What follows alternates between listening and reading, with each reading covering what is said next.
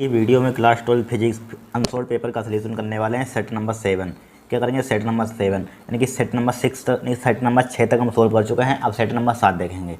ठीक है, तो यहाँ पर देखिए पहला खंड आ, यहाँ पर लिखा हुआ विद्युत फ्लास्क का मात्रक होता है। विद्युत फ्लास्क का मात्रक पीछे भी आया था सेट में, फिर देखिए बता देंगे विद्युत फ्लास्क का मात्रक होता है। देखिए क्या होता है विद्युत फ्लास्क का मात्रक। पहले आपको विद्युत क्या लिखा हुआ है यहाँ पर, विद्युत फ्लास्क का फॉर्मूला मालूम चाहिए। क्या होता है? फाई बराबर होता है, क्या होता है? फाई बराबर होता है E vector dot A vector. ठीक है, क्या होता है? हमारे पास फार्मूला होता है फाई विद्युत फ्लास्क। ठीक है, तो विद्युत क्षेत्र की तीव्रता का मात्रक क्या होता है? न्यूटन प्रति कूलम। क्या होता है विद्युत क्षेत्र की तीव्रता का मात्रक? न्यूटन प्रति कूलम होता है, या वोल्ट प्रति मीटर भी होता है। वोल्ट प्रति मीटर, यहाँ पर वोल्ट प्रति मीटर में हर जगह है। ठीक है, न्यूटन कहीं दिया नहीं हो तो वोल्ट प्रति मीटर ले लीजिए। यहाँ पर क्या ले लेंगे हम? वोल्ट प्रति मीटर। और क्षेत्रफल का मात्रक क्या होता है? मीटर स्क्वायर होता है। 1 मीटर से मीटर कैंसिल आउट हो जाएगा, तो क्या हो जाएगा? वोल्ट मीटर हो जाएगा। क्या हो जाएगा? Volt meter. तो वोल्ट मीटर देखिए दिया हुआ कहीं यहाँ पर वोल्ट मीटर, यानी कि ऑप्शन नंबर क्या है यहाँ पर? बी है। पहले का क्या है? बी है। इस टाइप से पता लगाते हैं। ठीक है, क्या लगाते हैं? इस टाइप से पता लगाते हैं। अब देखिए नेक्स्ट क्वेश्चन यहाँ पर। नेक्स्ट क्वेश्चन में देखिए एन टाइप का अर्धचालक होता है। क्या होता है? ऋणावेश आवेशित, धनात्मक आवेशित, विद्युतीय उदासीन, इनमें से कोई नहीं। बताइए खा का क्या होगा यहाँ पर? खा का यहाँ पर क्या होगा? यहाँ पर खा का क्या होगा यहाँ पर? ठीक है, बताइए यहाँ पर खा का यहाँ पर क्या होगा? थर्ड होगा। विद्युत क्या होगा यहाँ पर? यानी कि ए बी सी, यानी कि विद्युत एन टाइप का चालक होता है विद्युतीय उदासीन। क्या होता है? विद्युत उदासीन। फिर देखिए नेक्स्ट क्वेश्चन यहाँ पर, विद्युत चुंबकीय तरंगें होती हैं केवल अनुदैर्ध्य, केवल अनुपस्थ दोनों, अनुदैर्ध्य दोनों तथा अनुपस्थ ना तो अनुदैर्ध्य ना ही अनुपस्थ। बताइए यहाँ पर क्या होती हैं? बी का बताइए यहाँ पर क्या होगा? गा का क्या यहाँ पर? केवल अनुप्रस्थ। ठीक है, 2022 में क्वेश्चन आया था। फिर देखिए नेक्स्ट क्वेश्चन यहाँ पर, प्रिज्म से गुजरने के पश्चात श्वेत प्रकाश के किस रंग का विचलन न्यूनतम होता है? किस रंग का विचलन न्यूनतम होता है, यहाँ पर पूछा गया है। क्या होता है? बैगनी का होता है, पीला का होता है, हरा का होता है। यहाँ पर न्यूनतम लिखा हो, न्यूनतम के लिए क्या होगा? लाल होगा। ठीक है, फिर देखिए हाइड्रोजन परमाणु के दो लगातार कक्षाओं के बीच इलेक्ट्रॉन की कोणीय संवेग होता है, कोणीय संवेग को अंतर होता है। क्या होता है? एन वैसे कोणीय संवेग होता है NH/2 आपने बताया था पीछे। क्या होता है? NH/2। यहाँ पर क्या लिखा हो? दो परमाणु के दो लगातार कक्षाओं के बीच इलेक्ट्रॉनों को कोणीय संवेग अंतर होता है। क्या होता है अंतर? यहाँ पर डाका H/2 यहाँ पर NH नहीं है, H/2 NH भी दिया नहीं है। ठीक है, फिर देखिए धारावाही चालकों की धारावाही चालक के चारों तरफ उत्पन्न क्षेत्र होता है। धारावाही चालक क्या होता है? चुंबकीय क्षेत्र होता है। जब आपने पढ़ा होगा दो समांतर धारावाही चालकों में भी सूत्र वहाँ पर पढ़ा होगा, क्या होता है? केवल चुंबकीय क्षेत्र होता है। ठीक है, फिर देखिए यहाँ पर गोली सतह पर प्रकाश के अपवर्तन के लिए सूत्र N2/B-KN1/U इक्वल टू क्या है? N2-KN1 डिवाइड बाई KR, जहाँ संकेतों के समान अर्थ है, इनकी सीमाओं का उल्लेख कीजिए। देखिए सीमा इसका उल्लेख लीजिए। यहाँ पर क्या लिख देंगे? यहाँ पर सीमा लिख देंगे यहाँ पर। ठीक है, खंड क्या है हमारे पास? खंड हमारे पास है बा। ठीक है, खंड क्या है हमारे पास? बा है। देखिए खंड बा, तो पहले लिख लीजिए यहाँ पर पहली सीमा हमारे पास क्या हुई? लेंस का द्वारक,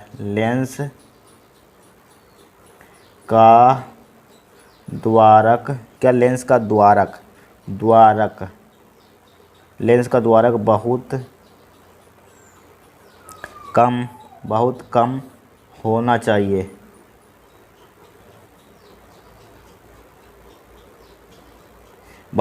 चाहिए। और क्या ले देंगे यहाँ पर? तथा किरणें मुख्य अक्ष के समांतर होनी चाहिए। तथा किरणें मुख्य अक्ष के समांतर होनी चाहिए। मुख्य अक्ष के समांतर होनी चाहिए।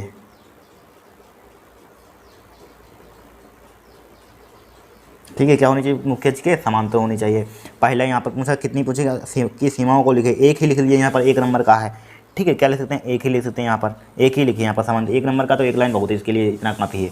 ठीक है, फिर देखिए प्रकाश का ही तो काट देगा। यदि एक प्रिज्म कोण और न्यूनतम विचलन कोण मान बराबर हो तो प्रिज्म के पदार्थ का अपवर्तनांक ज्ञात कीजिए। तो यहाँ पर दिया है क्वेश्चन नंबर क्या हमारे पास? गा है यहाँ पर। ठीक है, गा हमें सबसे पहले दिया है। यहाँ पर क्या दिया है? प्रिज्म का किसी एक प्रिज्म कोण तो न्यूनतम विचलन कोण मान बराबर हैं। क्या लिखा हो? यदि प्रिज्म कोण और न्यूनतम विचलन कोण के मान बराबर हैं, ए हो, कोणों के मान बराबर ए हो, यानी कि प्रिज्म कोण और न्यूनतम विचलन कोण के मान बराबर ए हो तो प्रिज्म के पदार्थ का अपवर्तनांक ज्ञात कीजिए। क्या ज्ञात कीजिए? प्रिज्म के पदार्थ का अपवर्तनांक ज्ञात कीजिए। इसका कहने का मतलब क्या है? डेल्टा एम बराबर है ए के। ठीक है, ये मतलब है इसका। तो यहाँ पर देखिए हमारे पास फ्रीजिंग के पदार्थ का अपना n बराबर होता है फार्मूला, क्या होता है साइन ये बहुत बार पढ़ चुके, a प्लस के डेल्टा एम डिवाइडेड बाई 2, फिर डिवाइड बाई क्या होता है साइन a बाई 2 होता है, क्या होता है साइन a बाई 2 होता है, साइन a बाई 2, ठीक है a बाई 2, डेल्टा एम की जगह पर a पुट कर दीजिए यहाँ पर, तो n बराबर क्या हो जाएगा हमारे पास साइन a प्लस क्या हो जाएगा a प्लस a बटे 2, इसके बटे साइन a बाई 2 है, क्या है साइन a बाई 2 है, यहाँ पर है a बाई 2, तो देखिए n बराबर क्या हो जाएगा यहाँ पर a कितना हो जाएगा 2a हो जाएगा, sign a by 2a by 2 हो जाएगा, क्या हो जाएगा 2a बाई 2 डिवाइड बाई क्या हो जाएगा साइन a बाई 2 हो जाएगा, क्या हो जाएगा साइन a बाई 2 हो जाएगा, 2 से 2 काट दीजिए तो क्या बचेगा यहाँ पर साइन a डिवाइड बाई क्या बचेगा साइन a बाई 2 बचेगा, साइन लिखा हुआ साइन a बाई 2।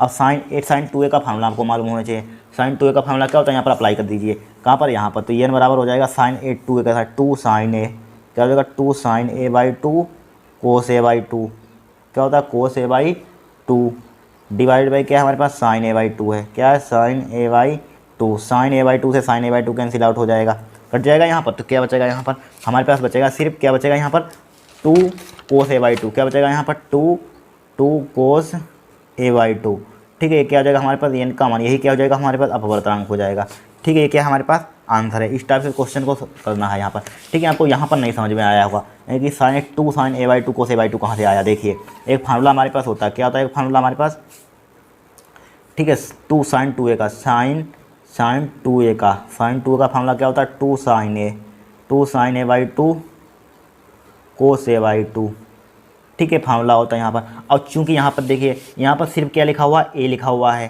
क्या लिखा हुआ अगर यहाँ पर 2a होता तो यहाँ पर a हो जाता है, a बाई 2 हो जाता है, a बाई 2 है, अगर यहाँ पर हम साइन a लिख दे, अब इसका क्या करते हैं आधा करते हैं तभी तो a आता है, तो इसका आधा कर दीजिए यहाँ पर, तो क्या हो जाएगा 2 साइन, यहाँ पर साइन इसको हटाइए यहाँ पर, ठीक है, जब साइन 2a होता है तो क्या हो जाएगा 2 sine a into cos a, ठीक बटे 2 नहीं आता है, जब यहाँ पर 2 होता है जब यहाँ पर a होता है तो क्या हो जाता है साइन a बाई 2, इसका क्या हो जाता है आधा हो जाता है यहाँ पर, क्या हो जाता है यहाँ पर आधा, ठीक है, इसका क्या हो जाता है यहाँ पर आधा हो जाता है, देखिए इसका आधा हुआ 2a का क्या हो गया a हो गया, 2a का क्या होगा a हो गया, इसी प्रकार साइन a का अगर फार्मूला आपको बनाना है तो इसका आधा कर देंगे साइन 2 तो पहले आ ही जाएगा 2 साइन a बाई 2 हो जाएगा कोस a बाई 2, इस टाइप से इसका फार्मूला बनाते हैं, ठीक है, क्या हो जाएगा मेरा 2 कोस a बाई 2, ये क्या होगा हमारा आंसर होगा इसका। फिर देखिए नेक्स्ट क्वेश्चन यहाँ पर, अब देखिए नेक्स्ट क्वेश्चन यहाँ पर, नेक्स्ट क्वेश्चन क्या है घा विद्युत चुम्बकीय तरंग के विद्युत एवं चुम्बकीय क्षेत्र की सदिश ई वेक्टर तथा बी वेक्टर, यानी विद्युत क्षेत्र का यहाँ पर दी गई चुम्बकीय क्षेत्र दिया है, संचरण की दिशा ज्ञात कीजिए, ठीक कितने नंबर का, ये भी 1 नंबर का है, तो लिख लीजिए संचरण की दिशा इधर किसकी होगी, तो किधर होगी यहाँ पर होगी क्या हमारे पास घा है, यहाँ पर घा, इसकी दिशा लिख लीजिए, क्या होती है विद्युत चुम्बकीय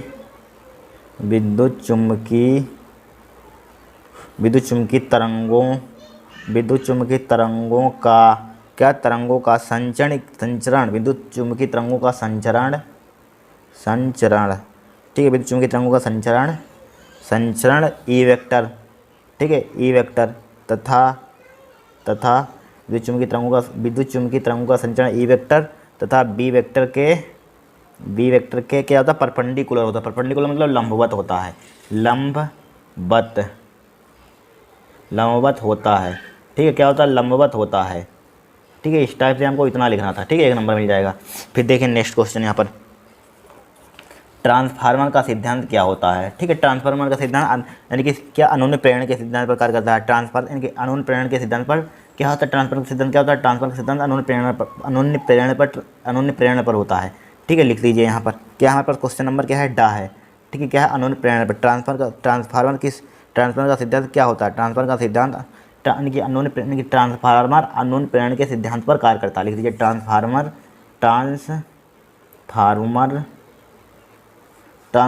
अनन्य प्रेरण के सिद्धांत पर कार्य करता है, अनन्य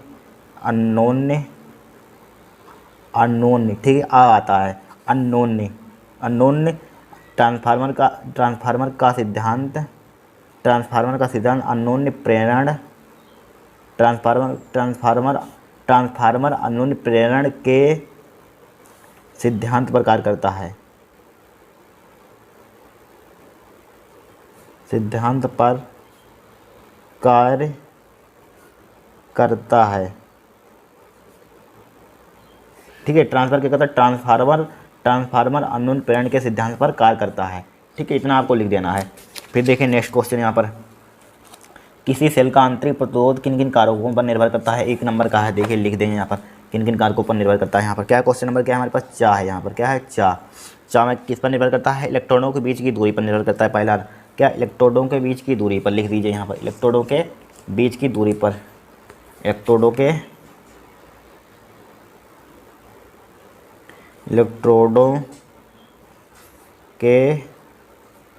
बीच की दूरी पर, इलेक्ट्रोडों के बीच की दूरी पर। ठीक है, दूसरा क्या लिख देंगे, विद्युत अपघट्य की सांद्रता पर। क्या लिख देंगे, विद्युत अपघट्य की सांद्रता पर, विद्युत अपघट्य की सांद्रता पर, विद्युत अपघट्य की सांद्रता पर। और फिर इसका ताप पर भी लिखते हैं, थर्ड दूसरा, तीसरा लिखते हैं ताप पर। ठीक है, ताप पर इतनी ही लिखिए, ज़्यादा मत लिखिए। ठीक है, हो गया काम। फिर देखिए यहाँ पर, बीट-स्टोन सेतु के लिए परिपथ आरेख खींचिए, इसकी कौन सी भुजाएं संयुग्मी हैं। तो बीट-स्टोन सेतु देखिए यहाँ पर बना देंगे हम। ठीक है, हमको इस टाइप से यहाँ पर चित्र बना देना है। इसका नाम क्या होता है, पी, इसका नाम क्या होता है, क्यू, इसका नाम क्या होता है, आर, इसका नाम क्या होता है, यस, संतुलित भुजाएं। ठीक है, इसका नाम दे ए बी सी डी। ठीक है, इतना। यहाँ पर क्या लगा दी हमने, एक यानी कि बैटरी लगा दी। यहाँ पर क्या है, कुंजी, बंद कुंजी मतलब इसमें धारा बहेगी। अगर खुली कुंजी इस टाइप से लगा देते हैं उसमें धारा नहीं बहती है। ठीक है, इतना जानते होंगे आप। अब यहाँ पर देखिए, इतना हमने काम कर दिया यहाँ पर। अब इसमें पूछा गया, यहाँ पर क्या पूछा गया, यहाँ पर आरेख इनमें से कौन से संयुग्मी भुजाएं हैं। तो लिख दीजिए यहाँ पर, इसमें G4 के हमारे पास गैलोनोमीटर, धारामापी से गैलोनोमीटर है। जी क्या है, इसमें G गैलोमीटर में लिख दिया, गैलोनोमीटर लिख दिया, गैलोनोमीटर।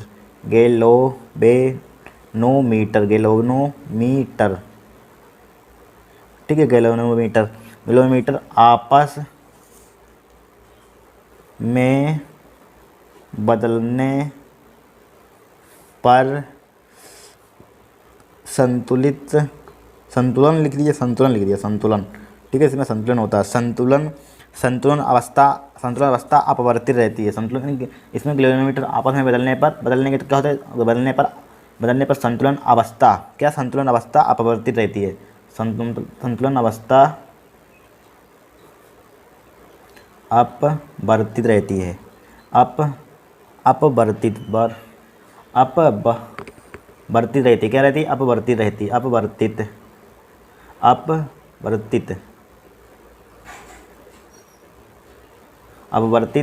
रहती है।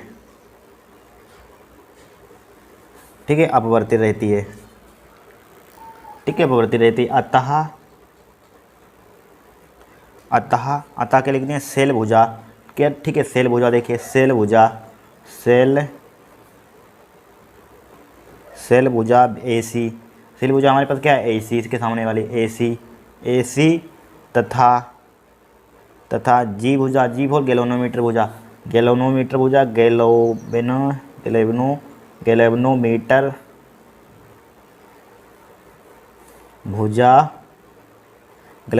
BD, क्या है, BD, गैलोनोमीटर भुजा है BD, तो BD लिख दीजिए। BD संयुग्मी भुजा है, क्या है, संयुग्मी भुजा हैं। ठीक है, क्या है, संयुग्मी भुजा हैं। ठीक है, इतना आपको लिख देना है। अब देखिए नेक्स्ट क्वेश्चन यहाँ पर। ठीक है, संट वाला हो चुका है क्वेश्चन, क्या, संट वाला हो चुका है, इसको छोड़िए। फिर देखिए यहाँ पर न्यूमेरिकल लगा है, कितने नंबर का है, 2 नंबर का है। क्या, 5 डायोप्टर तथा माइनस के 3 डायोप्टर क्षमता वाले 2 लेंस संपर्क में रखे हैं। लेंस से संयोजन की फोक दूरी ज्ञात करनी है, क्षमता ज्ञात कीजिए।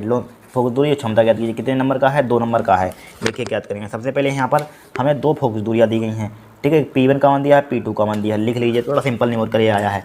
ठीक है, तो यहाँ पर सबसे पहले दिया है, यहाँ पर देखिए दिया है यहाँ पर। ठीक है, तीसरे का क्या है हमारे पास, तीसरे का खा है यहाँ पर। P1 का मान हमें कितना दिया है यहाँ पर, P1 का मान दिया है 5 डायोप्टर। ठीक है, P2 का मान यहाँ पर कितना दिया है, -3 डायोप्टर। कितना दिया है, -3 डायोप्टर दिया है। ठीक है, 3 डायोप्टर। तो यहाँ पर लेंस में संपर्क रखें, लेंस की संयोजन की फोक दूरी। तो इसकी संयोजन की फोक दूरी किस टाइप से ज्ञात करेंगे। तो यहाँ पर P बराबर पहले निकाल लीजिए, संयोजन की फोक दूरी तो क्षमता, ठीक है। क्षमता संयोजन की स्थिति आपसे निकालेंगे P1 प्लस के P2, जोड़ दीजिए दोनों को, तो P जाएगा P1 का मान कितना है 5, P2 का मान कितना है -3, P2 का मान कितना है -3 है, -3 लिख लिया यहाँ पर। क्या लिख लिया -3, तो P बराबर क्या आ जाएगा यहाँ पर P बराबर क्या आ जाएगा, 5 में से 3 कितना बचेगा, 2 बचेगा। ठीक है, 2 बचेगा। क्या डायरेक्ट संयोजन की फोर्स दूरी आ गई हमारे पास। क्या पूछा गया, संयोजन की क्षमता। संयोजन की क्षमता तो पहले हम निकाल दी, संयोजन की क्षमता देखिए, संयोजन की संयोजन की फोर्स दूरी तथा क्षमता ज्ञात कीजिए। क्षमता हो गई यहाँ पर, क्षमता ज्ञात कीजिए। ठीक है, अब फोर्स दूरी किस टाइप से निकालेंगे, यहाँ पर डायोप्टर में यहाँ पर। ठीक है, तो यहाँ हमारे पास फार्मूला यहाँ पर लगा दीजिए। F बराबर हमारे पास क्या होता है यहाँ पर 100/P बराबर, P बराबर क्या होता है हमारे पास 100/F, तो 100/F का मान कितना है यहाँ पर 2 है, काट दीजिए यहाँ पर यानी कि P का मान 2 है यहाँ पर। ठीक है, डायरेक्टली हमने लिख लिया यहाँ पर F बराबर क्या है, F बराबर है यहाँ पर, F बराबर कितना आ गया P, 100/P यहाँ पर। मतलब फार्मूला होता है P बराबर 100/F, हमने डायरेक्टली लिख दिया यहाँ पर। ठीक है, 100/P का मान कितना है 2, तो 2 से काट जाए तो F का मान यहाँ पर कितना आ जाएगा 50 सेंटीमीटर। ठीक है, F फोर्स दूरी कितनी आ जाएगी हमारे पास 50 सेंटीमीटर। इस टाइप से आपको ज्ञात करनी थी। ठीक है, यही पूछा गया था यहाँ पर। क्या पूछा गया था यहाँ पर, इनकी इतने दी गई तो लेंस वाले लेंस की इनकी संपर्क में रखें, लेंसों की संयोजन की फोर्स दूरी निकाल ले, क्षमता ज्ञात कीजिए, क्षमता भी निकाल ली, दोनों को जोड़ दिए, क्षमता आ जाएगी, फोर्स दूरी बराबर 100/P लगा दीजिए और P का मान दिया है 2, बस डिवाइड कर दीजिए 2 से, 50 सेंटीमीटर क्या हो जाएगा हमारा आंसर हो जाएगा। ठीक है, इतना आपको करना है, क्या करना है, इतना करना है। अब देखिए नेक्स्ट क्वेश्चन यहाँ पर, नेक्स्ट क्वेश्चन क्या है यहाँ पर देखिए, यहाँ पर लिखा हो एक धातु का कार्यफलन 2 इलेक्ट्रॉन वोल्ट है, इसमें 500 तरंगदैर्घ्य एक वाणी प्रकाश से प्रकाशित किया जाता है। प्रकाश से प्रकाशित किया जाता है देहली तरंगदैर्घ्य निरोधी विभव का देख लेना। सेट नंबर 1 से सेट नंबर 7 तक आ गया निरोधी विभव का सवाल, हर सेट में आ रहा निरोधी विभव का। ठीक है, मोस्ट इंपॉर्टेंट निरोधी विभव जितने सवाल है पढ़ लेना सही करिए। तो यहाँ पर दिया है, यहाँ पर निरोधी विभव है, निरोधी विभव ज्ञात करना है। तो सबसे पहले यहाँ पर दिया है, यहाँ पर क्या घा है, क्वेश्चन नंबर यहाँ पर हमारे पास क्या है, घा दिया है। देखिए यहाँ पर क्या दिया है, यहाँ पर सबसे पहले इन्होंने हमें दिया है, क्या दिया है, धातु का कार्यफलन वर्क फंक्शन, इसको फाई से भी लिख सकते हैं, डब्लू से लिख लीजिए, तो डब्लू से लिख लीजिए यहाँ पर, किससे लिख लीजिए, डब्लू से। डब्लू बराबर क्या होता है हमारे पास, डब्लू बराबर दिया है 2 इलेक्ट्रॉन वोल्ट। ठीक है, इलेक्ट्रॉन वोल्ट दिया है, और इन्होंने क्या दिया है 500 एंगस्ट्रॉम तरंगदैर्घ्य के एक वर्णी प्रकाश किया जाता है, यानी कि लेमडा का मान इन्होंने दिया है यहाँ पर। लेमडा का मान कितना दिया है 5000 एंगस्ट्रॉम। ठीक है, तो कि दहली तरंगदैर्घ्य ज्ञात करनी है। दहली तरंगदैर्घ्य के लिए फार्मूला क्या होता है, SC/W। ठीक है, इसको उसमें कन्वर्ट कर दीजिए जूल में, तो यहाँ पर क्या हो जाएगा 2 × 1.6 × 10⁻19 जूल हो जाएगा यहाँ पर। ठीक है, इसको किस में कन्वर्ट कर देंगे, यहाँ पर किस में कन्वर्ट कर देंगे, 5 × 10⁻⁻7 मीटर हो जाएगा यहाँ पर। 1 एंगस्ट्रॉम 10⁻⁻10 मीटर होता है। ठीक है, 5 × 10⁻⁻10 7 मीटर हो गया यहाँ पर, हो गया दहली तरंगदैर्घ्य। यहाँ पर दहली तरंगदैर्घ्य फर्स्ट पार्ट के लिए यहाँ पर क्या निकालना है, दहली तरंगदैर्घ्य। दहली तरंगदैर्घ्य के लिए फार्मूला क्या होता है, यानी कि न्यू नोट, यानी कि दहली तरंगदैर्घ्य की आवृत्ति है, तरंगदैर्घ्य ये दहली। ठीक है, दहली तरंगदैर्घ्य तो लेमडा नोट लिखिए, लेमडा नोट बराबर क्या होता है फार्मूला, SC/W, W बराबर SC/लेमडा होता है, लेमडा नोट। तो यहाँ पर क्या हो जाएगा, लेमडा नोट बराबर क्या हो जाएगा, SC/W हो जाएगा। ठीक है, तो यहाँ पर लेमडा नोट बराबर SC का प्लांक नेतांक का मान देखिए इसी में दिया हुआ क्वेश्चन में ही। देखिए प्लांक नेतांक दिए होते हैं यहाँ पर कहीं पर, देखिए ये दिए हुए हैं। प्लांक नेतांक का 6.6 × 10⁻⁻34, 6.6 × 10⁻⁻34 होता है। क्या होता है 6.6 × 10⁻⁻34 मल्टीप्लाई प्रकाश की चाल कितनी होती है, 3 × 10⁸ कितनी होती है, 3 × 10⁸ होती है, डिवाइडेड बाई इसका मान कितना दिया है 1.6 10⁻⁻19 दिया है यहाँ पर। ठीक है, 19 और मल्टीप्लाई 2 भी है यहाँ पर। इसको डिवाइड करेंगे यहाँ सोल्व करने, यहाँ पर किसका आ जाए, दहली तरंग आपको सोल्व करना है। क्या करना है, इसको आपको सोल्व करना है। और यहाँ इसका सेकंड पार्ट निरोधी विभव की गणना कीजिए। ठीक है, 6 सेट पीछे के सोल्व कर चुके हैं, 6 सेट में आ चुका है क्वेश्चन। ठीक है, 6 सेट में हमने करवाया क्वेश्चन, अब फार्मूला भी लिखवाया भाई, फार्मूला यहाँ पर लगा देना इसमें, और हो जाएगा सेकेंड पार्ट का आंसर आ जाएगा। फिर देखिए नेक्स्ट क्वेश्चन, यहाँ पर नेक्स्ट क्वेश्चन देखिए तो काट देगा यहाँ पर। ठीक है, फिर देखिए यहाँ पर दिखाया कि हेनरी/फ्राइडे की होल पावर 1/2 प्रतिरोध को प्रदर्शित करता है, यानी कि इतने का यहाँ पर हेनरी/फ्राइडे की होल पावर 1/2 का मात्रक प्रतिरोध आता है। इसका मात्रक क्या प्रतिरोध आता है, आपको सिंपलीफाई करके दिखाना है। देखिए दिखाएंगे इसको हम। देखिए यहाँ पर सबसे पहले ध्यान से देखना कितने नंबर का क्वेश्चन है, मोस्ट इंपॉर्टेंट क्वेश्चन है यहाँ पर। कहाँ गया, सेट नंबर 7। देखिए यहाँ पर कितने नंबर का है, 3 नंबर का होगा। 3 नंबर का क्वेश्चन है, कुछ नहीं है, बड़ा सिंपल क्वेश्चन है। ठीक है, कितने नंबर का, 3 नंबर का। ध्यान से देखना, तो हमारे पास लिखा हुआ हेनरी, ठीक है। हेनरी से एच से लिखते हैं, हेनरी को डायरेक्टली इसमें लिख देते हैं, ठीक है। हेनरी इसके सिंबल से, हेनरी को कैसे लिखते हैं, एस, यस इनकी चौथे का क्या है हमारे पास, चौथे का क्या है, खा। यहाँ पर हेनरी को हम रिप्रेजेंट कर देते हैं यस से, कर दिया यहाँ पर एस से। फेरड, फेरड मतलब एफ लिख दिया यहाँ पर। इसकी होल पावर कितनी है, 1/2 है, क्या है 1/2 है, ठीक है। ध्यान से देखना। अब हम जानते हैं, क्या जानते हैं बोलिए, इसका मतलब अगर ओम आ गया तो हम यहाँ पर कह सकते हैं हमारा इसका मतलब ओम है, हमें ओम लाना है यहाँ पर, ठीक है। ओम प्रदर्शित करता है, ओम लाना, ओम अगर हमने ला दिया तो 3 नंबर मिल जाएगा हमें। तो देखिए यहाँ पर सबसे पहले यहाँ पर क्या करेंगे, इसके लिए फार्मूला आपको मालूम होना चाहिए। क्या फार्मूला मालूम होना चाहिए, चूँकि इधर यहीं पर लिख देते हैं, चूँकि यहाँ पर फार्मूला लिख दिए। चूँकि हमारे पास फार्मूला होता है, क्या होता है, ई बराबर, ये एल बराबर डायरेक्टली लिखिए, एल बराबर होता है E D I D T over D I. क्या होता है, D T over D I, D T over D I होता है, वैसे होता है हमारे पास, यानी कि ई बराबर होता है D I over D T. क्या होता है, D I over D T, तो यहाँ पर D T over D I लिखिए, ठीक है, डायरेक्टली। अब इसका मात्रक बनाइए यहाँ पर, है इसका मात्रक क्या होता है, बोल्ट। क्या होता है इसका मात्रक, बोल्ट होता है बोल्ट, ठीक है, बोल्ट। अब डी टी की D I D T over D I नीचे आएगा, क्या आएगा, डी आई, ठीक है। डी आई वैसे डी टी ओवर मल्टीप्लाई करेंगे तो इसको नीचे लाएंगे, ठीक है, नीचे आई आएगा। फार्मूला आपने पढ़ा होगा यहाँ पर, ठीक है। ई बराबर क्या होता है, ई बराबर देखिए इधर बता देते हैं, ई बराबर वैसे हमारे फार्मूला होता है L D I over D T. क्या होता है, L D I over D T होता है। क्या होता है, L D I over D T हमें निकालना, चूँकि एल का मान, किसका मान निकालना, एल का मान, तो डी टी की इधर मल्टीप्लाई ऊपर होगा, डी आई नीचे आ जाएगा, ठीक है। आप समझ गए होंगे यहाँ पर। अब डी टी का मतलब क्या होता है, सेकेंड, डायरेक्टली सेकेंड लिख दीजिए यहाँ पर, सेकेंड लिख दिया यहाँ पर, डिवाइडेड बाई, फिर यहाँ पर क्या है, आई फॉर एम्पियर, इसका मतलब क्या हो जाएगा, एम्पियर, ए से रिप्रेजेंट कर दिया यहाँ पर, कोई दिक्कत नहीं होगी। अब देखिए यहाँ पर क्या करेंगे, अब बोलिए यहाँ पर क्या कर सकते हैं, यहाँ पर वैल्यू पुट कर दिया। यहाँ पर हेनरी मतलब ईल है, यहाँ पर है ईल मतलब प्रेरकत्व में, यहाँ पर प्रेरकत्व मतलब कि हेनरी, इसका मतलब क्या है, इसका मान कितना आ गया हमारे पास, 20 सेकेंड मीटर, यानी कि एम्पियर यहाँ पर रख दीजिए। तो क्या हो जाएगा, बोल्ट आ जाएगा, यहाँ पर क्या आ जाएगा, बोल्ट आ जाएगा, बोल्ट लिख दिया यहाँ पर, बोल्ट सेकेंड डिवाइडेड बाई, फिर क्या है, बोल्ट सेकेंड एम्पियर लिख दिया यहाँ पर। फिर देखिए एफ, फेरेड का मात्रक, एफ का मात्रक किस टाइप से निकालेंगे बताइए यहाँ पर, एफ का मात्रक। अब देखिए यहाँ पर, अब फेरेड देखिए, फेरेड का मात्रक संधारित्र का मतलब सी का मात्रक होता है। इसके लिए आपको फार्मूला मालूम होना चाहिए, क्या होना चाहिए इसके लिए फार्मूला। देखिए यहाँ पर इसको पहले फेरेड को नीचे ज्यूम करती हूँ लिख दिया हमने, फेरेड को क्या लिख दिया, ज्यूम करती हूँ, इस पर क्या लगा दीजिए, पावर 2 लगा दीजिए यहाँ पर, 1/2 पावर हमने ज्यूम करते लगा दी, एज इट इज। अब एक और देखें मात्रक, हमारे पास फार्मूला होता है सी बराबर, वैसे फार्मूला होता है हमारे पास क्यू बराबर क्या होता है, सी वी होता है। हमें चूँकि सी का फेरेड मतलब क्या होता है, सी का, तो क्यू अपन क्या हो जाएगा यहाँ पर, बी हो जाएगा, बी बराबर क्या होता है, आई टी होता है। क्या होता है, आई टी डिवाइड बाई क्या हो जाएगा यहाँ पर, इसके बी हो जाएगा। अब देखिए आई का मतलब क्या होता है भाई, एम्पियर। क्या होता है, एम्पियर। समय का मतलब क्या होता है, सेकेंड। बोल्ट का मतलब बोल्ट ही होता है, ठीक है। यहाँ पर पुट कर दिया इसकी वैल्यू, सी मतलब फेरेड का मान आ गया यहाँ पर, किसका मान आ गया, फेरेड का मान। तो यहाँ पर क्या हो जाएगा, बोल्ट सेकेंड एम्पियर, इसके डिवाइडेड बाई में क्या गया, एम्पियर सेकेंड बटे बोल्ट, इसकी पावर क्या है हमारे पास, 1/2 है। यहाँ पर क्या है, 1/2 है। तो देखिए बोल्ट सेकेंड एम्पियर, इसको उल्टा कर दिए, बी ऊपर पहुँच जाएगा, क्या पहुँच जाएगा, बी ऊपर पहुँच जाएगा, ए नीचे आ जाएगा, एम्पियर सेकेंड नीचे आ जाएगा। इसकी पावर क्या है, 1/2 है। यहाँ पर क्या है, 1/2। अब देखिए सेकेंड से सेकेंड कट जाएगा, यहाँ पर कट जाएगा सेकेंड से सेकेंड, तो यहाँ पर देखिए क्या हो जाएगा, यहाँ पर सेकंड से सेकंड कैंसिल आउट हो जाएगा यहाँ पर।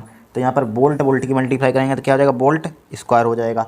एम्पियर की मल्टीप्लाई करेंगे क्या हो जाएगा, एम्पियर से एम्पियर हो जाएगा। तो बोल्ट स्क्वायर अपन क्या हो जाएगा, एम्पियर स्क्वायर हो जाएगा। यहाँ पर क्या हो जाएगा, होल पावर कितनी है, 1/2 है। यहाँ पर क्या है, 1/2 का मतलब क्या होता है, अंडर रूट। क्या होता है, अंडर रूट होता है।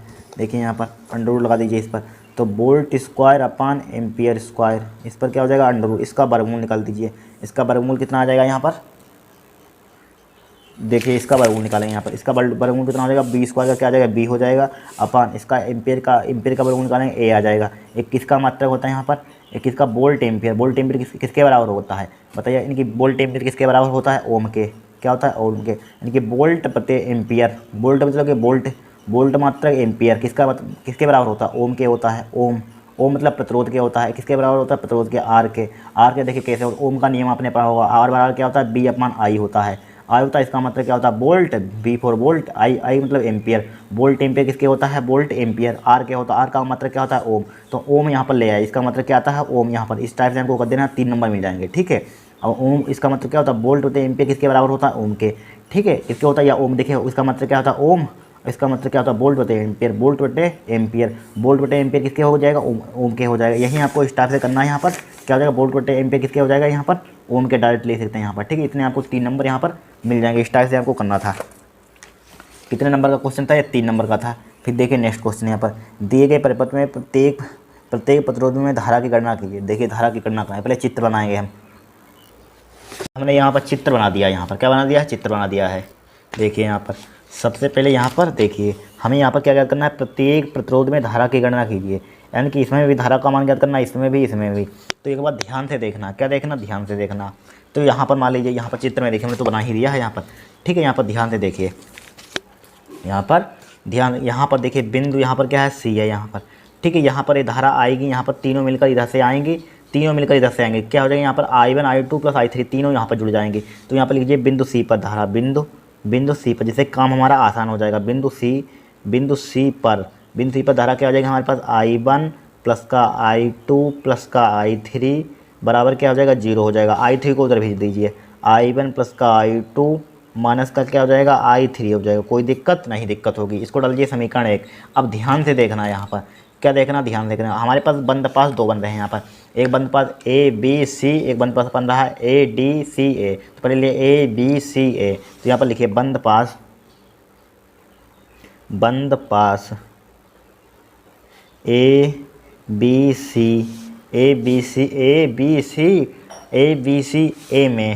ए में किरचॉफ के वोल्टा नियम से, KVL से, किरचॉफ के वोल्टा नियम से, KVL से।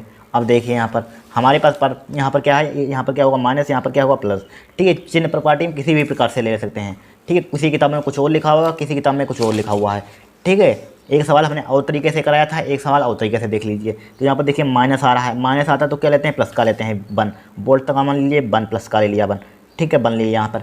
फिर देखिए यहाँ पर क्या जा रहा है, धारा की दिशा में, धारा की दिशा में हम ज़्यादा तो क्या लेते थे, प्लस के लेते थे। यहाँ पर नेगेटिव लेकिन 2 तरीके उससे भी कर सकते हैं, जिस तरह से पिछला क्वेश्चन में कराया था, अब इससे भी कर सकते हैं।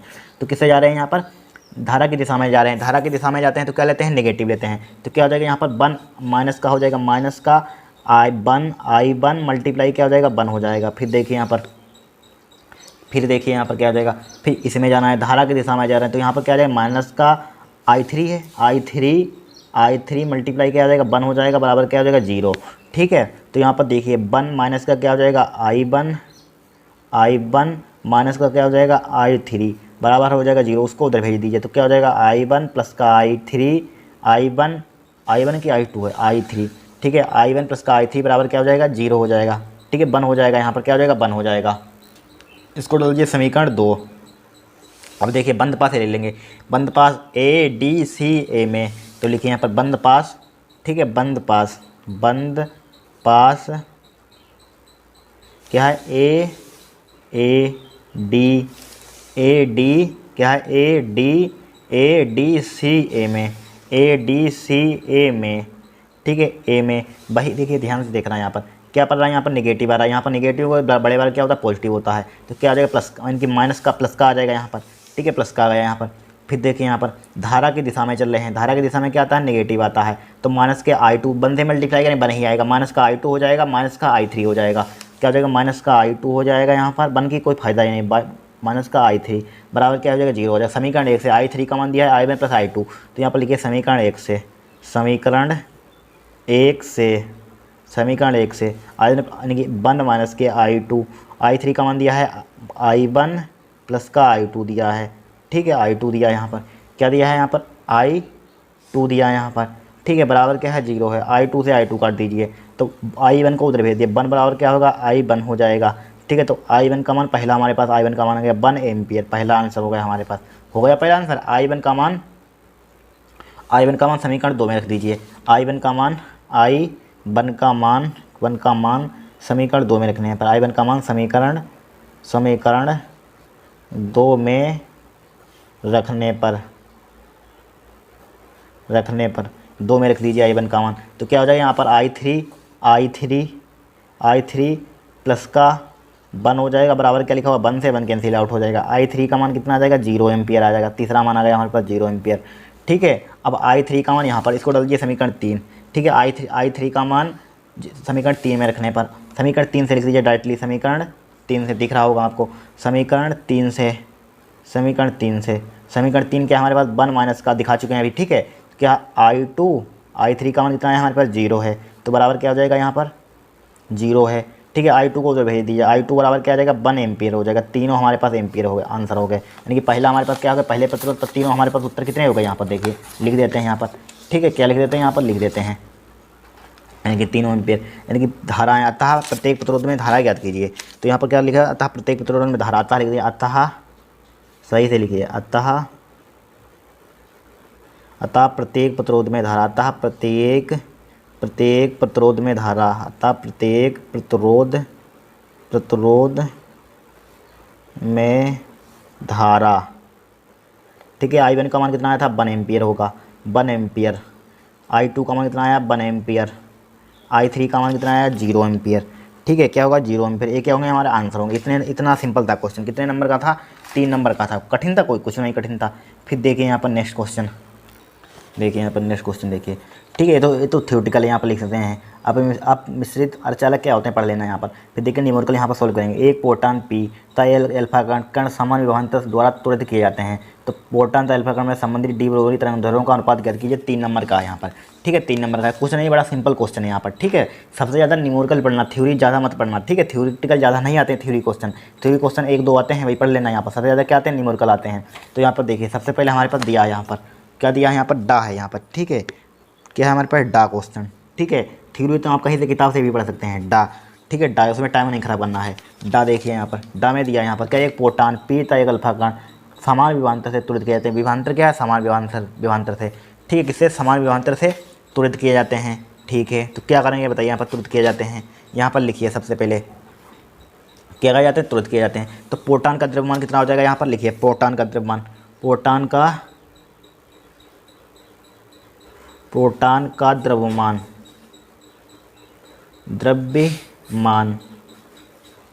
प्रोटॉन का द्रव्यमान किससे रिप्रेजेंट करते हैं बताइए, यहाँ पर Mp से करते हैं, M फॉर प्रोटॉन, Mp से कर दीजिए यहाँ पर, ठीक है। Mp से कर दिया प्रोटॉन का द्रव्यमान। अब प्रोटॉन का आवेश, तो प्रोटॉन का आवेश लिख लीजिए, जिस टाइप से पिछले वाला क्वेश्चन ने किया था इसी टाइप से भाई, ये समझ लीजिए।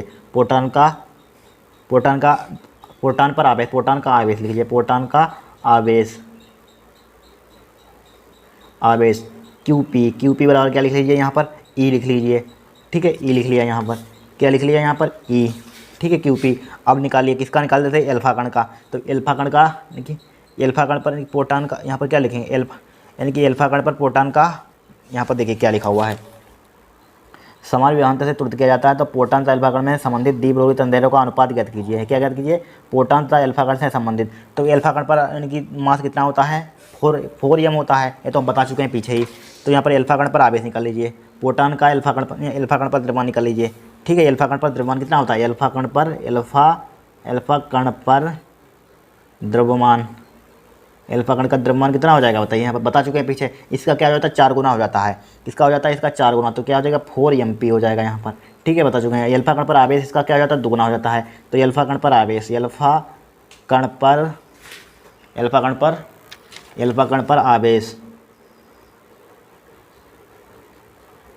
अल्फा कण पर आवेश कितना होता है, इसका क्या हो जाता है, 2 गुना हो जाता है। तो 2 गुना इसका कर दीजिए, तो यहाँ पर क्या हो जाएगा 2E हो जाएगा। यहाँ पर इसका क्या हो जाता है, 2 गुना हो जाता है 2 गुना, तो 2 गुना लिख लीजिए यहाँ पर। तो क्यों, इसका अल्फा कण का द्रव्यमान यानी कि M अल्फा से भी, इसको M अल्फा से रिप्रेजेंट कर दीजिए, M अल्फा से इसको प्रदर्शित कर दिया यहाँ पर। इसको किससे प्रदर्शित कर सकते हैं, यहाँ पर अल्फा कण पर आवेश, तो Q अल्फा लिख लीजिए यहाँ पर, Q अल्फा लिख लीजिए यहाँ पर, कोई दिक्कत नहीं। अब देखिए हमारे पास एक फार्मूला हमारे पास होता है, लेमडा बराबर होता है, क्या होता है, लेमडा बराबर H अपान, क्या होता है, H अपान M2m3, क्या होता है 2m3। चूँकि विभवांतर क्या है, समान है, उसको कट जाएगा वो, कोई दिक्कत नहीं है।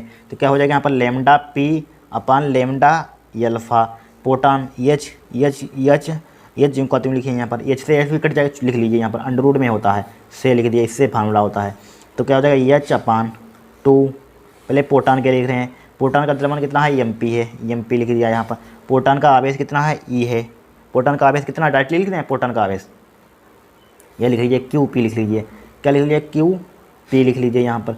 B जिनका 3 लिखा, अंडर रूट लिख दिया, फिर डिवाइडेड बाई अल्फा कण पर, अल्फा इनकी H अपान 2 अंडर रूट 2 MP यानी कि अल्फा कण पर आवेश कितना होता है, अल्फा कण लिखा है, अल्फा कण पर आवेश कितना होता है, यानी कि यम अल्फा, ये लिख लीजिए यम अल्फा, अल्फा कण का आवेश कितना है यहाँ पर, ये तो डायरेक्टली लिख लेंगे यम अल्फा या यम अल्फा लिख लीजिए, यम अल्फा हो जाएगा यहाँ पर, यम अल्फा होगा यहाँ पर। फिर देखिए क्यू, इसका फिर अल्फा कण पर देख रहे हैं नीचे वाला, तो क्या हो जाएगा क्यू अल्फा हो जाएगा, क्यू अल्फा हो गया, बी एच टी लिखा, ठीक है। इसको उल्टा कर दीजिए तो क्या हो जाएगा lambda P upon lambda alpha हो जाएगा, बराबर क्या हो जाएगा यहाँ पर H upon 2 M P Q P B हो जाएगा, अंडर रूट हो जाएगा यहाँ पर, क्या हो जाएगा अंडर रूट हो जाएगा। इसको ऊपर भेज दीजिए यहाँ पर, तो क्या हो जाएगा 2 एम अल्फा की वैल्यू कितनी है, एम अल्फा की वैल्यू देखिए यहाँ पर डायरेक्टली पुट कर दिया 4 एम पी है, 4 एम पी, ठीक है। क्यू अल्फा की वैल्यू कितनी है, क्यू अल्फा की वैल्यू कितनी है 2 ई है, बी तो एच टी लिखा हमने, अंडर रूट हो जाएगा यहाँ पर, डिवाइड बाय क्या हो जाएगा एच हो जाएगा, ठीक है। देखिए एच से एच कैंसिल आउट हो जाएगा, 2 से अंडर रूट में 2 से 2 कैंसिल आउट हो जाएगा, ठीक है। एम पी से एम पी कैंसिल आउट हो जाएगा, कट जाएगा, बी से बी कैंसिल आउट हो जाएगा, कट जाएगा यहाँ पर, ठीक है। क्या हो जाएगा बी से बी कैंसिल आउट हो जाएगा यहाँ पर। फिर क्या यहाँ पर क्यू पी मतलब क्या लिखा था हमने, क्यू पी का मान क्या यहाँ पर ई है, यहाँ पर क्यू पी का मान डायरेक्टली ई भी पुट कर दिया, यहाँ पर ई है क्यू पी का मान, तो यहाँ पर ई लिख दीजिए, ठीक है। इसके यहाँ पर क्या आ जाएगा ई आ जाएगा, ठीक है, डायरेक्टली पुट कर दें तो ई से ई कैंसिल आउट हो जाएगा यहाँ पर, ठीक है। ई कट गया, ई से ई कट कैंसिल आउट हो जाएगा, ठीक है। यहाँ पर 2 बचा था ओनली, क्या बचा था 2, ई से ई कट गया यहाँ पर, तो यहाँ पर क्या बचा हमारे पास लेमडा पी अपन लेमडा अल्फा का मान कितना आ जाएगा यहाँ पर। देखिए यहाँ पर क्या बचा था, यहाँ पर 4 बचा था, 4 लिख लिया, 4 × 2 बचा, क्या बचा 4 × 2 बचा। अब देखिए इस पर क्या था अंडर 4 का वर्गमूल कितना होता है, इसके नीचे 1 होगा, 4 का वर्गमूल कितना होता है 2 होता है, 2√2 लिख लीजिए, डिवाइड बाई क्या हो जाएगा 1 हो जाएगा 1। अब देखिए यहाँ पर lambda P divide by lambda alpha बराबर क्या हो जाएगा 2, अनुपात ज्ञात कीजिए, क्या पूछा गया था हमसे, अनुपात है, अनुपात ज्ञात कीजिए, तो अनुपात क्या हो जाएगा, अनुपात लिखें तो क्या हो जाएगा यहाँ पर लेमडा, यहाँ पर दिख रहा है आपको, नहीं दिख रहा है तो यहाँ पर लिख देते हैं lambda P ratio lambda alpha का अनुपात कितना आ जाएगा यहाँ पर, बराबर 2√2 अनुपात रेशियो 1, ये क्या हो जाएगा हमारा आंसर हो जाएगा। इतना आपको करना था, ठीक है, क्या होगा हमारा आंसर होगा, इस टाइप से हमको करना है यहाँ पर, ठीक है। अब देखिए नेक्स्ट क्वेश्चन देखेंगे हम, क्या देखेंगे नेक्स्ट क्वेश्चन। अब देखें नेक्स्ट क्वेश्चन, यहाँ पर नेक्स्ट क्वेश्चन में देखिए क्या दिया यहाँ पर लिखा हुआ है 9i + के 4i तीव्रता से 2 तरंगे की परिणामी तीव्रता ज्ञात कीजिए, ठीक है। तरंगे क्या हो यहाँ पर, कला समृद्ध हों तथा कला असमृद्ध हों। देखिए पहला पार्ट यहाँ पर देखेंगे तो हमें i1 का मान यहाँ पर कितना दिया, यहाँ पर 5 में क्या है हमारे पास, ठीक है, 5 में क्या हमारे पास डा है यहाँ पर, ठीक है, डा तो हो गया यहाँ पर डा ही है, ठीक है। यहाँ पर अनुपात ज्ञात कीजिए, 5 में क्या है हमारे पास का है, 5 में का i1 का मान दिया यहाँ पर कितना दिया है 9i दिया है यहाँ पर, i2 का मान कितना दिया है 4i दिया है यहाँ पर। कोई दिक्कत, तो फर्स्ट पार्ट देखिए यहाँ पर, फर्स्ट पार्ट में इन्होंने बोला है क्या वाला है, कला समृद्ध हों, तो कला समृद्ध के लिए फार्मूला क्या होता है यहाँ पर, कला समृद्ध तो i डैश, फर्स्ट पार्ट के लिए i डैश बराबर फार्मूला होता है i1 + के i2, ठीक है, फार्मूला प्रूफ करवाया था i1 + के i2, और क्या होता है प्लस माइनस का होता है, ठीक है, प्लस का होता है यहाँ पर, क्या होता है प्लस का 2i1 i2 क्या होता है, ठीक है, प्लस का होता है यहाँ पर 2i1 i2 रूट, ठीक है, फार्मूला होता है यहाँ पर फर्स्ट पार्ट की क्लास समझ दो। तो i डैश का मान 3 नंबर का क्वेश्चन है, कितने नंबर का क्वेश्चन है, ये बड़ा सिंपल है, ठीक है। i1 का मान कितना है 9i है, i2 का मान कितना है 4i है, 4i प्लस 2 i1 का मान कितना है 9i है, 9i i2 का मान कितना है 4i है, कितना है 4i है, अंडर रूट हो जाएगा यहाँ पर, क्या हो जाएगा अंडर रूट हो जाएगा, i डैश बराबर कितना हो जाएगा 9 × 13i हो जाएगा, 13i हो गया प्लस 2 9 × 36i² हो जाएगा, यहाँ पर क्या हो जाएगा 36i² हो जाएगा। तब देखिए i डैश बराबर कितना हो जाएगा 13i प्लस का 36 का वर्गमूल कितना हो जाएगा 2 × 6i हो जाएगा, यहाँ पर क्या हो जाएगा 6i, i डैश बराबर क्या हो जाएगा 13i हो जाएगा प्लस का 6 दूनी 12i हो जाएगा, 6 दूनी 12i हो जाएगा। तब i डैश बराबर 13 कितना होता है 25i हो जाएगा, क्या हो जाएगा 25i, ये क्या हो जाएगा फर्स्ट पार्ट का आंसर हो जाएगा। फिर इन्होंने क्या बताया है यहाँ पर, यानी कि कला असमर्थ हूँ, तो यहाँ पर देखिए सेकंड पार्ट के लिए फार्मूला क्या होता है i डबल डैश बराबर क्या हो जाता है i1 + के i2, ठीक है, i2 हो जाता है। तो i जब सेकंड असमर्थ हूँ, i डैश का i1 का मान कितना है 9i है, i2 का मान कितना है हमारे पास, i2 का मान कितना है हमारे पास, i2 का मान देखिए i2 का मान कितना है 4i है, कितना है 4i है, ठीक है। तो i डबल डैश बराबर बचेगा 9 × 13i हो जाएगा, कितना हो जाएगा 13i हो जाएगा, ठीक है, ये क्या हो जाएगा हमारा आंसर हो जाएगा सेकंड पार्ट भी, क्या क्या हो जाएगा सेकंड पार्ट भी। इस टाइप से आपको करना था क्वेश्चन, कोई कठिन है यहाँ पर नहीं है। ठीक, नेक्स्ट क्वेश्चन यहाँ पर, नेक्स्ट क्वेश्चन में उन्होंने क्या बोला है, हाइड्रोजन परमाणु के लिए ऊर्जा स्तर आरेख खींचिए। हाइड्रोजन परमाणु के लिए भाई लामिन श्रेणी बामन श्रेणी भी खिंचवाई थी भाई, ये यहाँ पर हाइड्रोजन, ठीक है, वो लिखवा करवा चुके हैं। फिर देखिए इसको क्या, एच अल्फा एच बीटा श्रेणी सीमा के तरंगदैर्घ्य की गणना कीजिए। ठीक है, फर्स्ट पार्ट हम करवा चुके हैं, ठीक है, देख लेना, अगर नहीं देखा है तो आपकी मर्जी। ठीक है, क्या है, एच अल्फा प्लस के एच बीटा, देखिए एच बीटा, और यहाँ पर थर्ड श्रेणी सीमा के तरंगदैर्घ्य की गणना। श्रेणी सीमा का मतलब क्या होता है, इन्फानाइट, क्या होता है आपसे पूछे कोई श्रेणी सीमा, तो यहाँ पर अनंत होता है इसका श्रेणी सीमा का मतलब। देखिए यहाँ पर ज्ञात करेंगे, फर्स्ट पार्ट देखिए यहाँ पर, फर्स्ट पार्ट देखिए यहाँ पर, फर्स्ट पार्ट में देखिए यहाँ पर पहला हमारे दिया है बामर श्रेणी के लिए, तो यहाँ पर क्या बोला गया है, यहाँ पर H alpha H beta, H alpha मतलब कि, अल्फा का मतलब क्या होता है बामर श्रेणी, क्या होता है बामर श्रेणी, बीटा मतलब क्या होता है बीटा, यानी कि एच अल्फा देखिए और छोड़िए उसको, बामर श्रेणी के लिए क्या होता है हमारे पास, उसको छोड़िए, फर्स्ट पार्ट देखिए बामर श्रेणी बीट।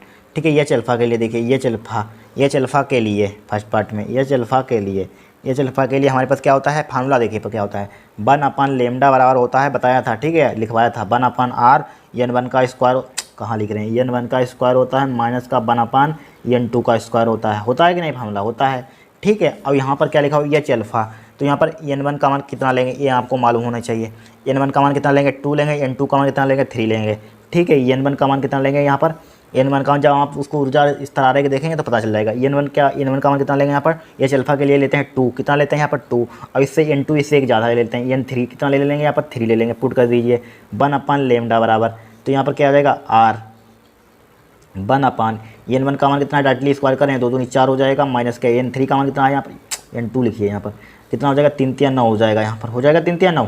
ठीक है, अब देखिए 1/λ क्या हो जाएगा, 1/λ, अल्फा लिख लीजिए यहाँ पर, अल्फा के लिए लिख रहे हैं यहाँ पर, अल्फा लिख लीजिए अल्फा। ठीक है, अल्फा, तो r इसका एलसीएम कितना आ जाएगा यहाँ पर, 9 चौक 36 एलसीएम आ जाएगा, यहाँ पर कितना आ जाएगा, यहाँ पर 36 एलसीएम आ जाएगा। ठीक है, 9 की उधर मल्टीप्लाई, 9 का 9 हो जाएगा, माइनस के 4 1 4 हो जाएगा, कोई दिक्कत नहीं होगी। ठीक है, 4 1 4 हो जाएगा यहाँ पर। अब देखिए यहाँ पर 1/λ अल्फा हो जाएगा यहाँ पर, इसका एलसीएम कितना, एलसीएम तो आ गया है 36, 9 में से 4 कितना बचेगा 5 बचेगा, कितना बचेगा 5, r जिम करती है उसको उल्टा कर दीजिए, उलट दीजिए, यहाँ पर पढ़ दीजिए इसको, लेमडा अल्फा बराबर, तो क्या हो जाएगा 36/5 r हो जाएगा यहाँ पर। ठीक है, 36/5 r हो जाएगा यहाँ पर। ठीक है, 36/5 r आ गया। अब बताइए यहाँ पर क्या कर सकते हैं यहाँ पर, ठीक है, क्या कर सकते हैं यहाँ पर देखिए, यहाँ पर लेमडा अल्फा या यहीं पर छोड़ सकते हैं आप, लिख ली थोड़ा और बढ़ा दीजिए, तो यहाँ पर क्या हो जाएगा 36/5 मल्टीप्लाई क्या कर सकते हैं इसको 1/r, 1/r का मान कितना होता है तो आपको मालूम होगा, कितना होता है 1/r का मान, कितना होता है यहाँ पर 1/r का मान निकला 912 होता है, कितना होता है 912। ठीक है, 912 होता है इसका, तो 36/5 मल्टीप्लाई क्या होता है 900/12 होता है।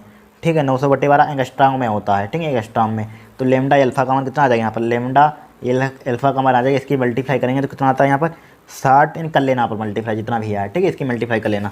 फिर देखिए यहाँ पर दूसरे क्या लिखा हुआ है, और यहाँ पर क्या लिखा हुआ है यहाँ पर, और यहाँ पर लिखा हुआ है देखिए, यानी किसके लिए लिखा हुआ है, बीटा के लिए, यहाँ पर क्या लिखा हुआ है बीटा के लिए, तो बीटा के लिए देखिए निकालेंगे हम, किसके लिए निकालेंगे सेकेंड पार्ट में देखिए।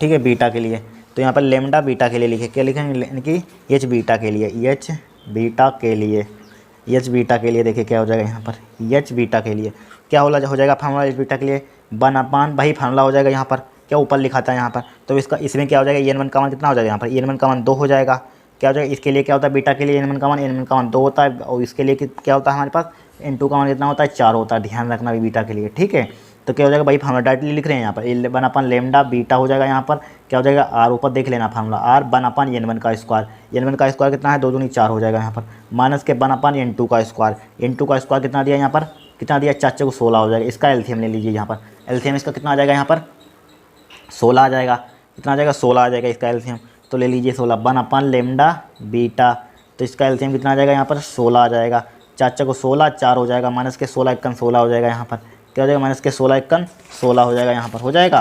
तो देखिए 1/λ बीटा बराबर r 3r हो जाएगा यहाँ पर, क्या हो जाएगा 3r, 4 में से 3r डिवाइड बाई क्या हो जाएगा 16, इसको पलट दीजिए, तो लेमडा बीटा बराबर क्या बचेगा हमारे पास 16/3r बचेगा। ठीक है, तो यहाँ पर इसको क्या ले सकते हैं 16/3 मल्टीप्लाई 1/r ले सकते हैं। इसका मान कितना होता है 912 होता है। लेमडा बीटा बराबर क्या हो जाएगा यहाँ पर 16/3 हो जाएगा मल्टीप्लाई, इसका मान कितना होता है 912 होता है, मल्टीप्लाई कर देना, इसका मान आ जाएगा आपके पास। ठीक है, इसका मान आ जाएगा। फिर सेकंड पार्ट में क्या पूछा गया, इन्होंने कहा है यानी कि श्रेणी सीमा के लिए। श्रेणी सीमा का मतलब क्या होता है इन्फानाइट। क्या होता है इन्फानाइट। तो यहाँ पर n1 का मान क्या हो जाएगा श्रेणी सीमा के लिए लिखेंगे, क्या लिखेंगे श्रेणी सीमा के लिए। देखिए श्रेणी सीमा के लिए लिखिए, श्रेणी थर्ड पार्ट है। ठीक है, श्रेणी सीमा के लिए, श्रेणी सीमा के लिए, श्रेणी सीमा के लिए, श्रेणी सीमा के लिए n1 का मान कितना हो जाएगा यहाँ पर, n1 का मान कितना ले लेंगे 2 ले लेंगे यहाँ पर, और n2 का मान कितना ले लेते हैं इन्फानाइट ले लेते हैं। ठीक है, श्रेणी सीमा के लिए तो क्या हो जाएगा 1/, लेमडा इन्फिनिटी हो जाएगा इन्फिनिटी। तो यहाँ पर क्या हो जाएगा भाई फार्मूला r 1/, n1 का स्क्वायर 4 हो जाएगा, माइनस क्या 1/, इन्फिनिटी का स्क्वायर। ठीक है, इसको छोड़ दीजिए तो 1/, लेमडा इन्फिनिटी बराबर क्या आ जाएगा r/4 हो जाएगा, r/4, लेमडा इन्फिनिटी क्या आएगा 4/r हो जाएगा। ठीक है, इसका मान कितना होता है यहाँ पर 4/r हो जाएगा, यहाँ पर 912 होता है, यहाँ पर 1/r का मान कितना होता है 912 यहाँ पर। तो पुट कर देंगे 4 × 912। ठीक है, इसकी मल्टीप्लाई आप कर सकते हैं, लेमडा इन्फिनिटी का मान आ जाएगा जो भी आए। ठीक है, जो भी आए एंगस्ट्रॉन्ग में, सभी एंगस्ट्रॉन्ग में आएगा। इसका मान क्या होता है एंगस्ट्रॉन्ग में होता है, ध्यान रखना। ठीक है, हो गया क्वेश्चन। कोई कठिन था 3 नंबर का, कुछ नहीं कठिन था यहाँ पर। ठीक है, कोई कठिन नहीं था यहाँ पर। फिर देखिए समांतर प्लेट के आंशिक रूप से परावर्तित पदार्थ भरे समांतर प्लेट की संधारण के लिए विभवांतर धारिता, वो समांतर प्लेट संधारण की धारिता क्या करना है यहाँ पर। धारिता का जब धारिता निकालते हैं तो बी का मान हम निकालते हैं, बिना वी के मान निकालने से धारिता नहीं आएगी। ठीक है, इन्होंने विभवांतर भी पूछ दिया, धारिता भी पूछा, निकाल चुके हैं पीछे। देख लेना सेट नंबर 1 या 2 में समांतर प्लेट संधारण की धारिता का व्यंजक निकाला था जब कोई परावर्तित पदार्थ रखा हो, वहाँ पर विभवांतर भी निकाला था और